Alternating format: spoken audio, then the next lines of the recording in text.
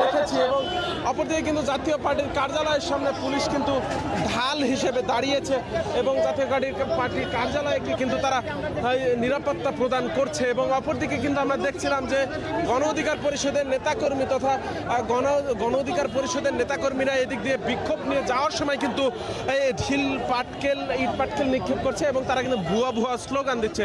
দর্শক দেখছিলাম যে এক্ষেত্রে কিন্তু পুলিশের সামনে গণ অধিকার পরিষদের কেন্দ্রীয় নেতা আবু হানিফ তিনি কিন্তু দাঁড়িয়েছেন এবং নেতাকর্মীদেরকে শান্ত করার চেষ্টা করছেন। দর্শক সরাসরি যুক্ত করেছিলাম গণ অধিকার পরিষদ নেতা আবু হানিফ এই মুহূর্তে কিন্তু শান্ত করার চেষ্টা করছেন। দেখছিলাম যে